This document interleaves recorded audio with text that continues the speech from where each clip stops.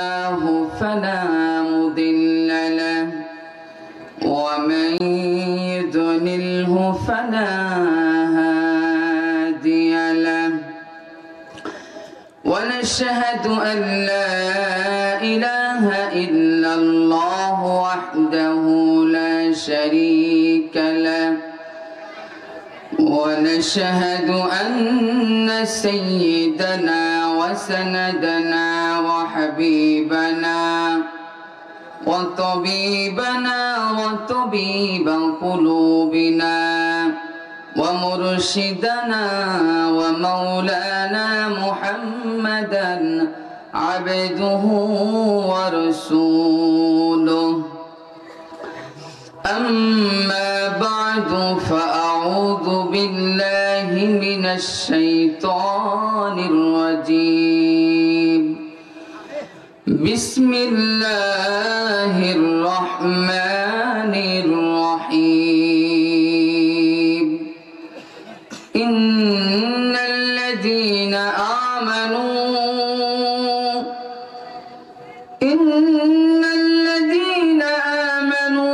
وعملوا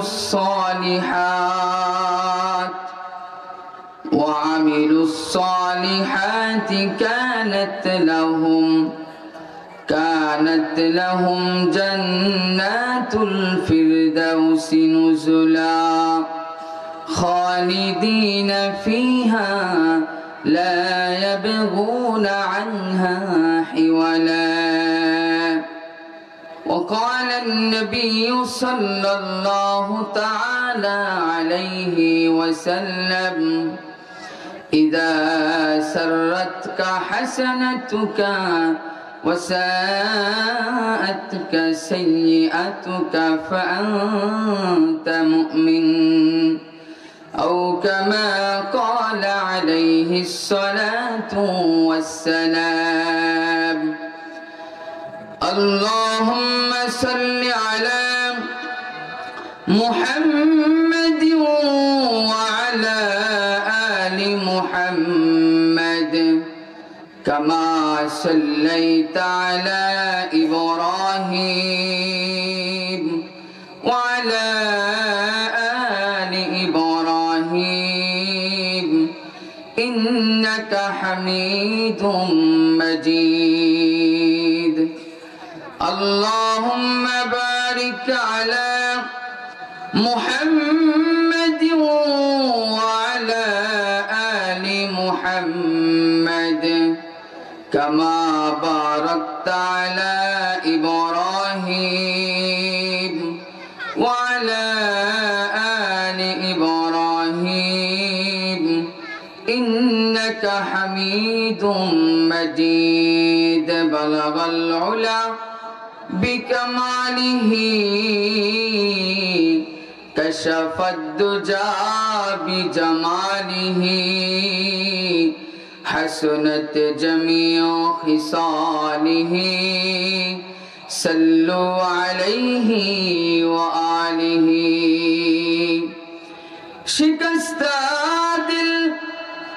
शिकस्ता दिल जिसे हासिल हकीकत में वही कामिल बहुत तालिब खुदा मिलता शिकस्ता दिल नहीं मिलता बलगल उला बिकमालिही कशफद दुजा बिजमालिही हसनत जमीओ खिसालिही सल्लु अलैहि व आलिही अल्हम्दुलिल्लाह অধ্যকার মহতি মাহফিল দারুল উলুম বাবুস সালাম হাফিজিয়া মাদ্রাসা ও ইয়াতিমখানার উদ্যোগে মুসলিম উম্মার হিদায়াতের লক্ষ্যে দ্বিতীয় বার্ষিক 2 দিনব্যাপী ওয়াজ ও দোয়ার মাহফিলের সম্মানিত সভাপতি সাহেব, প্রধান আলোচক, দ্বিতীয় পর্যালোচক সামনে উপবিষ্ট তাওহীদ ও ইসলাম প্রিয় বুড়া বাবারা, যুবক ভাইরা, পর্দার আড়ালের মা ও বোনেরা, সকলের প্রতি আমার আন্তরিক শুভেচ্ছা ও মোবারকবাদ। বিশ্বজগতের মালিক, বিশ্ব প্রতিপালকের বিশ্ব দরবারে কালিমাতুশ শুকর আদায় করি যে মহান রব্বুল আলামিন আমাদেরকে অত্যন্ত দয়া করে, মায়া করে, ভালোবেসে রহমতি বরকতের স্থামিনায় আমাদেরকে আসার তৌফিক দান করেছেন। সে লক্ষ্যে সেই মহান রব্বুল আলামিনের শানে শুকরিয়া জ্ঞাপনার্থে শ্রদ্ধা ভরে, হৃদয় উজাড় করে, সমস্বরে একক কণ্ঠে তাল মিলিয়ে শুকরিয়া জ্ঞাপনার্থে সকলেই বলি আলহামদুলিল্লাহ।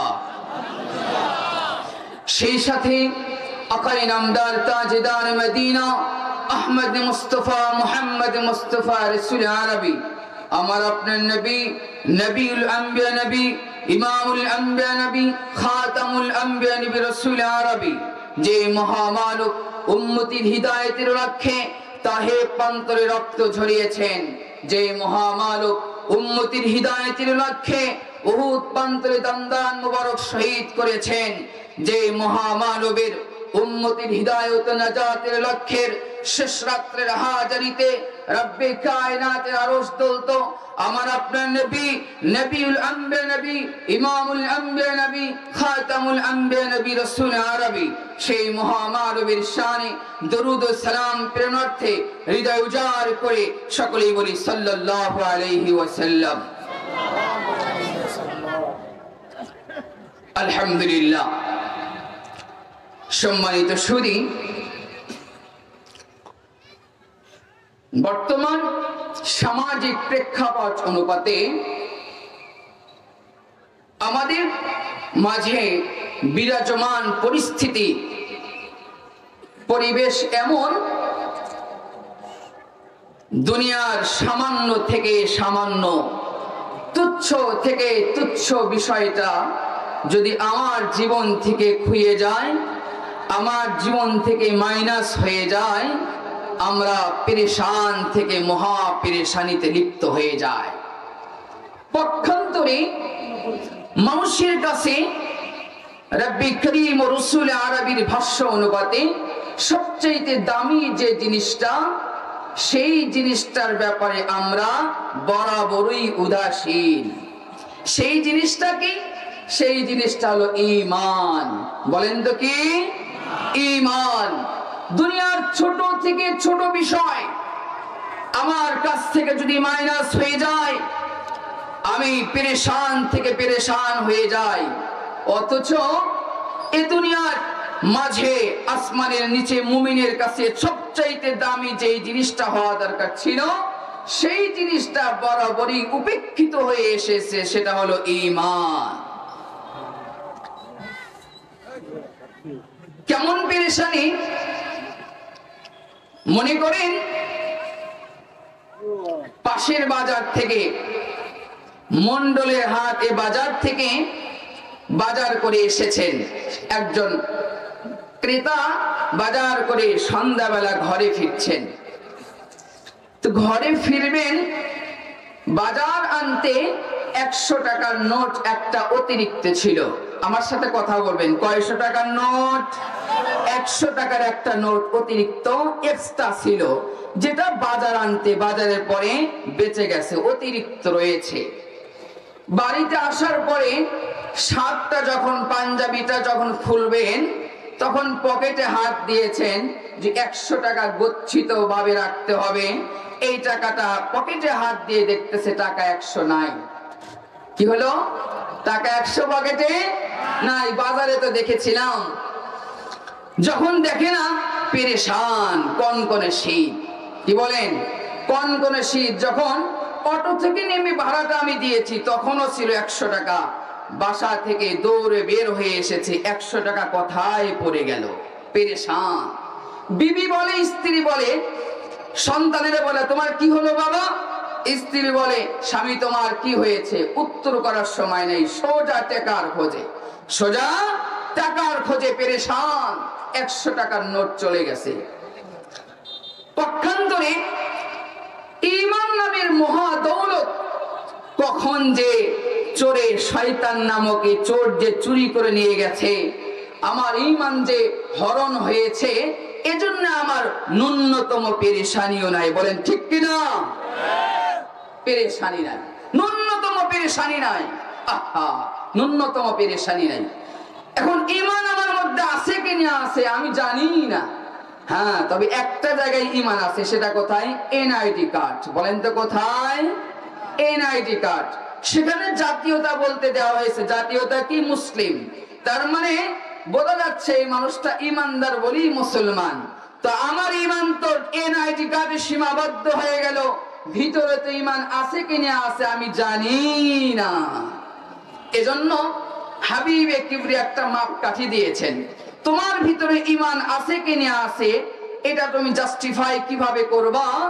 আমি রাসূল তোমাকে একটা থার্মোমিটার মাপকাঠি দিচ্ছি, যে মিটারের মাধ্যমে তুমি জানতে পারবা তোমার ভিতরে ঈমান নামের দৌলত আছে কি নাই। হাবিবে কিবরিয়া বলেন, মুমিন সে এমন মুমিন হবে, দুনিয়ার বড় থেকে বড়, বড় থেকে বড় স্বার্থ তার খুঁয়ে যাবে, বড় থেকে বড় স্বার্থগুলো খুঁয়ে যাবে। এই স্বার্থগুলো খুঁয়ে যাওয়ার পরে মুমিন এতটা পেরেশান হবে না, এতটা পেরেশান হবে না যতটা পেরেশানি মুমিন গুনাহ হওয়ার পরে হবে। মুমিনের গুনাহ হয়ে গেছে, বড় পেরেশান হয়ে যাবে। হায় হায়, মালিকের কাছে কি জবাব দেব আমি? এখন তো গুনাহ হয়ে গেল। আবার তওবা করার আগে যদি আমার মৃত্যু হয়ে যায়, আবার তওবা করার আগে যদি মৃত্যু হয়ে যায়, হায় বড় পেরেশান, বড় পেরেশান। মালিকের কাছে কি জবাব দেব? মালিক, গুনাহ হয়েছিল, তওবা করার সময়ও পাই নাই। মালিকের কাছে এসে চেহারাটা দেখানোর মতো সক্ষমতা থাকবে না। হাবিবে কিবরিয়া বলেন, ঈমান তোমার মাঝে যত কমে যাবে তত গুনাহ করবা। গুনাহ করলে হৃদয়ে করাঘাত হবে না, হৃদয়ে করাঘাত হবে না, আফসোস লাগবে না, পেরেশানি হবে না। আমি হাবিব তোমার একটা থার্মোমিটার দিয়ে গেলাম, যার মাধ্যমে বুঝতে পারবা ভিতরে ঈমান আছে কি নাই। থার্মোমিটার সম্পর্কে জানার ইচ্ছা আপনাদের আছে? আচ্ছা বাবা, ওই থার্মোমিটারটা জানার আগে এক্সাম্পল আপনাকে স্বাভাবিকভাবে বুঝাই। আচ্ছা বলেন তো, ডায়াবেটিস হয়েছে, ডায়াবেটিস হলে গাইবান্ধা শহরে গিয়ে এখন টেস্ট করাতে হয়? করাতে হয় না। ঘরে একটা মিটার দিয়ে দিয়েছে, টেস্ট মিটার। ওই যে এক ফোঁটা আঙ্গুল থেকে রক্ত বের করে মিটারে ধরায় দিবেন, অটোমেটিকলি বের হয়ে যাবে আপনার ডায়াবেটিস কত পার্সেন্ট আছে, তাই ঠিক না?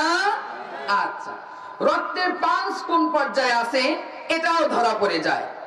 স্বাভাবিকের চাইতে একটু তাপমাত্রা বেশি। বলেন তো, স্বাভাবিকের চেয়ে একটু তাপমাত্রা বেশি। কি করে? সন্তানের স্বাভাবিকের চাইতে একটু তাপমাত্রা বেশি হয়েছে। বাবাই যখন সন্তানের কপালে বা শরীরে হাত দিয়েছে, টের পেয়েছে একটু তাপমাত্রা বেশি। বাবা কি করে?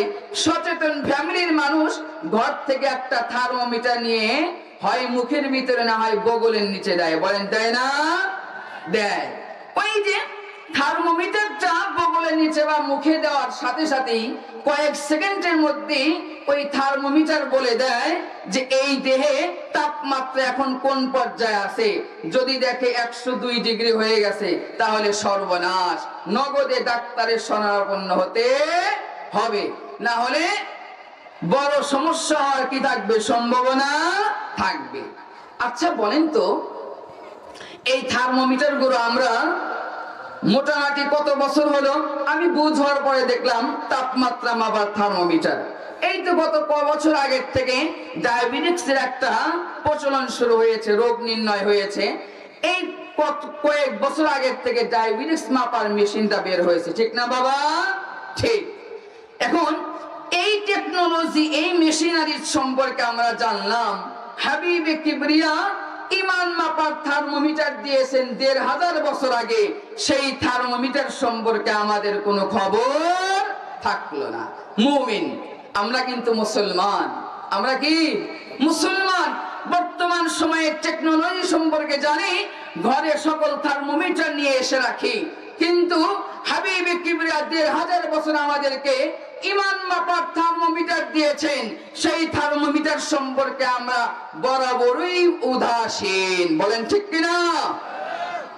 এখন ঈমান মাপার যে থার্মোমিটার হাবিবে কিবরিয়া আমাদেরকে দিয়েছেন, সেই থার্মোমিটার জানতে হবে না? থার্মোমিটার তো রাসূল ১৫০০ বছর আগে দিয়েছেন। হাবিবে কিবরিয়া বলেন, আয় আমার উম্মত, মুমিন আমার উম্মত, দুনিয়ার জাগতিক যে থার্মোমিটার গুলো আছে, এই থার্মোমিটার গুলো তুমি জানলা? এই থার্মোমিটার ডায়াবেটিস কেমনে মাপতে হয় তাও তুমি দেখলা, পালস কেমনে মাপতে হয় তাও তুমি জানলা, জ্বর কেমনে, তাপমাত্রা কেমনে মাপতে হয় তাও জানলা। আরে এমন অসুস্থতায় যদি তোমার মওত হয়ে যায়, ঈমান নামের দৌলত যদি ভিতরে থাকে, ঈমান যদি ভিতরে থাকে, বলেন কি? ঈমান যদি ভিতরে থাকে, অসুস্থ হয়ে যদি মারা যাও, ঈমান যদি ভিতরে থাকে, মালিক তোমার জন্য আসমানের উপরে তোমার জন্য জান্নাতের ব্যবস্থা করে রেখেছেন। সুবহানাল্লাহ। কিন্তু জানো এই যে দুনিয়ার থার্মোমিটার চিনলাম, ঈমান মাপার থার্মোমিটারটা চিনলা না। তবে জানো, ঈমান নামের, ঈমান মাপার থার্মোমিটার যদি তুমি না জানো, না চেনো, যদি পরিমাপ করতে না পারো, ঈমান যদি ঘাটতি থেকে যায়, রোজে মাহশারে জান্নাত তোমার জন্য বরাদ্দ থাকবে না। হাবিবে কিবরিয়া বলেন, قال النبي صلى الله تعالى عليه وسلم إذا سرتك حسنتك وساءتك سيئتك فأنت مؤمن. قال النبي صلى الله تعالى عليه وسلم إذا سرتك حسنتك وساءتك سيئتك فأنت مؤمن. হাবিবে কিবরিয়া বলেন, আমি ঈমান মাপার একটা থার্মোমিটার তোমাদেরকে দিয়ে গেলাম, ঈমান পরিমাপ করার একটা মিটার দিলাম, জানো সেই মিটারটা কি জানো? হাবিবে কিবরিয়া বলেন, সরওয়ারে দু আলম বলেন, ঈমান মাপার থার্মোমিটার হলো, তোমার যদি ভালো কাজ করতে ভালো লাগে, খারাপ কাজ করলে যদি খারাপ লাগে, ভালো কাজ করছে তো ভালো লাগে, চেহারায় হাস্যোজ্জ্বল চেহারা ভালো লাগছে, আর খারাপ কাজ করছো পেরেশান হয়ে গেছে, গুনাহ হয়েছে তো পেরেশান হয়ে গেছো।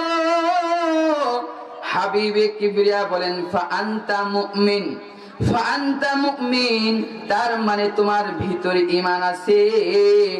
একদম নিম্ন পর্যায়ের ঈমানদার যে, তারেও রব এমন দুনিয়ার 10 দুনিয়ার সমান জান্নাত দিবেন। সুবহানাল্লাহ।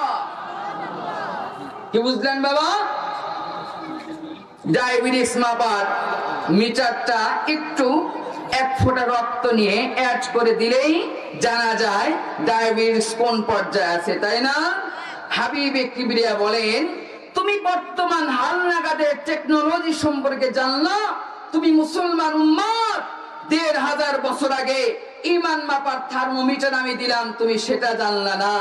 হাবিবে কিবরিয়া বলেন, আহা, এমন বান্দা, মুমিন বান্দা হাজার লাখ কোটি আছে, 24টা ঘন্টা সূর্য উদয় থেকে নিয়ে সূর্যাস্ত, সূর্যাস্ত থেকে আবার সূর্য উদয়, গুনার গুনার গুনার গুনাহ একটা মিনিটের জন্য এই অন্তরে করাঘাত করে না, একটু আঘাত আসে না। হায় আফসোস, 24টা ঘন্টায় আমার গুনার মধ্যে গেল। আয় রে, তোমার এই হৃদয়ে করাঘাত পড়বে কেমনে? ওই গুনাহ করতে করতে করতে করতে হৃদয়ে কালিমা লেপন হতে হতে হতে হতে হৃদয়ে বিন্দু পরিমাণ জায়গা নাই, ইমানের জন্য স্বচ্ছ এতটুকু জায়গা নাই। এজন্য হাজার গুনাহ করলেও তোমার হৃদয়ে আঘাত আসে না। হাবিবে কিবরিয়া বলেন, উম্মত শুনে রাখো, আমি ঈমান মাপার থার্মোমিটার দিলাম। সেটা হলো, যদি গুনাহের কাজ করলে তোমার আফসোস লাগে, পেরেশান, বড় পেরেশান, আর ভালো কাজ করছো তো ভালো লাগে, মনে করে নিবা ভিতরে ঈমান নামের দৌলত আছে। এটাই হলো ঈমান মাপার থার্মোমিটার। বলেন ঠিক কিনা? তাহলে আমরা কি বুঝলাম বাবা? ঈমান মাপার থার্মোমিটার আমরা পেয়েছি। ডায়াবেটিস মাপার থার্মোমিটার যেমনি আমরা জানলাম, আমরা জানি ঈমান মাপার থার্মোমিটারকে আমরা পেয়েছি। তার মানে আজকে থেকে আমরা চোখ বন্ধ করে এ বিষয়ে সিদ্ধান্তে উপনীত হতে পারলাম যে গুনাহের কাজ করতেছি, পেরেশান হই না, আর ভালো কাজ করতে ভালো লাগে না, তার মানে মনে করে নেবে ভিতরে ঈমান নাই, ঈমান নাই। আর যদি এমন হয় গুনাহের কাজ করলে খারাপ লাগে, পেরেশানি আসে, ভালো কাজ করলে ভালো লাগে, বুঝতে হবে ভিতরে ঈমান নামের দৌলত আছে। কি আছে? জোরে বলেন, কি আছে? ঈমান নামের দৌলত আছে। এখন আফসোসটা কেমন আসা লাগবে, আফসোসটা কেমন হওয়া লাগবে? সময় আমাকে স্বল্প দেওয়া হয়েছে। আফসোসটা কেমন হতে হবে তার ছোট্ট আকারে উপমা দিই। হাবিবে কিবরিয়া বলেন, আয় আমার উম্মত, ভালো কাজ করলে ভালো লাগে, গুনাহ যদি হয়ে যায় তো খারাপ লাগে। মুমিনে তো গুনাহ করে না, মুমিনের গুনাহ হয়ে যায় শয়তানের প্ররোচনায়, নফসের তাগিদে, নফস আম্মারার তাগিদে গুনাহ হয়ে যায়। গুনাহ হওয়ার পরে পেরেশান হয়ে যায়। কেমন পেরেশানি জানেন? সাহাবায়ে কেরামেরও গুনাহ হয়েছে, সাহাবায়ে কেরামের গুনাহ হয়েছে। রব্বি করিম মৃত্যুর আগে সকল সাহাবীদের ক্ষমা করেছেন। এমন অনেক সাহাবী আছে গুনাহ হয়ে গেছে, পেরেশান পেরেশান, সাহাবীর জিনা হয়ে গেছে। হাবিবে কিবরিয়ার কাছে এসে বলে, হাবিব আমার, জিনার মতো কবিরা গুনাহ আমার হয়ে গেছে। রাসূলের চেহারাটা ফিরে নেন, রাসূল চেহারাটা ফিরে নেন, না না জিনা করো নাই। এ সাহাবী আবার রাসূলের সামনে এসে আবার বলে,